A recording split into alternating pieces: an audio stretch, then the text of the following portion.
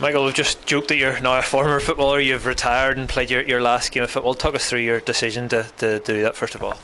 Very difficult. I think it's 23 years, something like that, which shows my real age. I've been lying about it for long enough. But no, I spoke to Tiernan during the week. Obviously had the option to stay on and do what I'm doing. But I just think my future's in coaching. I do it on a day-to-day basis. I've been fortunate enough to come to this club and win what's my last medal as a player. I'm so privileged to have done that with this group of players and staff. Phenomenal all year.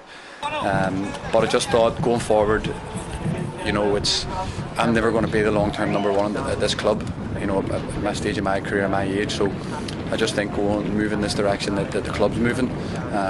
Some of the exciting young players we have and the players that we're looking to bring in, and I just thought it was the right move. It was a difficult one, as I said, but I'm very relaxed about it all week. Just really actually looking forward to today's game, and in a ground that's actually very special to me as well, with some personal connections. Gary Benes, who was a former teammate of mine at the national scene, a very good friend who passed away at a young age, and in the past I've dedicated a couple of things to Gary and his family, and certainly today I think it's only right that they do the same, and let Gary's family know I'm always thinking about them, and I think he'll be looking down on that one as well.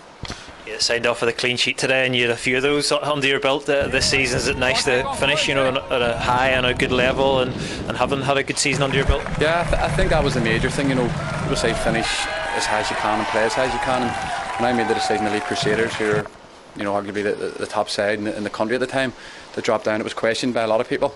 But I believed in what Kenny was doing and what Tiernan was doing, and the group of boys that assembled. And I think going out on a high was the right thing to do. I think this has been probably one of the biggest highs of my career. And looking at what I've won, people might find that strange, but doing it the way we've done it, and in the style we've done it, was certainly very, very special. So for me, it's, as I say, I'm very relaxed about it, and I'm really looking forward now to staying on in a coaching capacity full time with the club, and looking at what we can get out of the goalkeepers. You've worked obviously very closely with Conor Devlin this season, and stepped in and done really well on a number of occasions. Has it been good to see it from both sides in terms of being on the pitch and being on the coaching side as well? Yeah, I think when you're a coach at this level, it helps you. It helps you as a player when you do have to step in, because you always look at the game from a different perspective. You analyse it a different way, and I think that's helped me. Working with Conor has been a pleasure, to be honest. He's a top goalkeeper. I think Larne are very fortunate to have him. A number of clubs who would love to have him, and so going forward, for me to be working with Conor more closely, if you like, trying to see what I can get out of him and how much I can improve him is a big challenge for me now. And again, we'll have to look at recruiting in the goalkeeper department to replace myself, and see who we can bring in and how we improve them as well. Just finally, how do you look back on your 23-year career overall? You've played for a number of different clubs, and boyhood club Glentoran and others as well, so how do you reflect on that? Listen, like anyone's career, they're going to have ups and downs and good days and bad days, and I've had my fair share of both of those. It was always a dream of mine to play for Glentoran. I was so proud to do that when it came around. Haven't been there for such a long time through the youth system, but there's been numerous clubs who at different stages of my personal life and my career who have been very, very good to me and very special.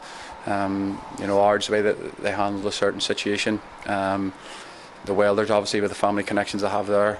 As I say, Glentoran and Crusaders were unbelievable to me over both spells. So I think it all plays a part and moulds you as a person, moulds you as a player. And I think just, again, coming here to finish it off was, I think, the right thing to do. One chapter ends and another one begins, and it's an exciting one for the club and for yourself to be involved in as we go to the Premiership next season. Yeah, absolutely. I mean, we've got everything we need now going forward. The infrastructure at the club, what we're doing on a day-to-day basis to really take the steps forward to be a top professional team. And I think in my eyes, for the first time in Northern Ireland.